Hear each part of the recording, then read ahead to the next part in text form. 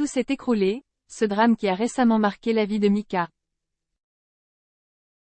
Dans les colonnes de Paris Match, ce jeudi, Mika, de retour avec un album 100% en français, se livre sur la récente mort de sa mère. De retour avec Que ta tête fleurisse toujours, un nouvel album entièrement en français. Mika cesse confier, ce jeudi 30 novembre, dans les colonnes de nos confrères du magazine Paris Match. L'occasion pour le chanteur né au Liban de se livrer sur un drame qui a récemment marqué sa vie, la mort de sa mère de qui il était très proche. Au décès de ma mère, il y a 2 ans, tout s'est écroulé, je travaillais avec elle depuis si longtemps. Il a fallu reconstruire avec de nouvelles personnes comme avec les anciennes, mais avec tout le sens du collectif, du clan.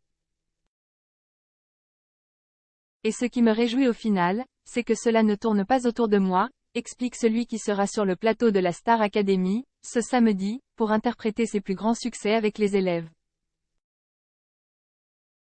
Mika, qui fête ses 16 ans de carrière, explique également pourquoi il a décidé d'évoquer la maladie de sa mère, emportée par une tumeur au cerveau, il y a donc 2 ans.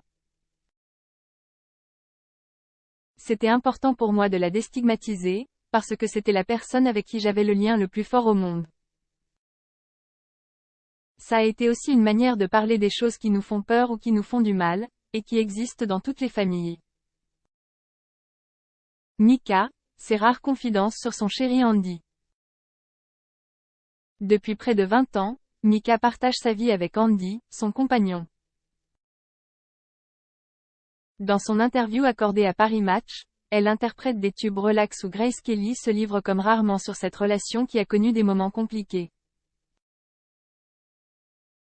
Dans son nouvel album, on retrouve notamment Andy, Paris et moi, une chanson de rupture adressée à son chéri.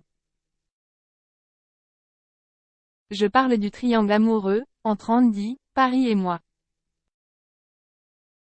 Et je dis que les 3 ensemble, ce n'est pas possible.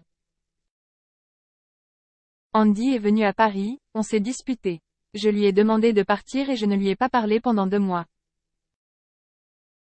Qu'est-ce que je pouvais faire durant ces 2 mois?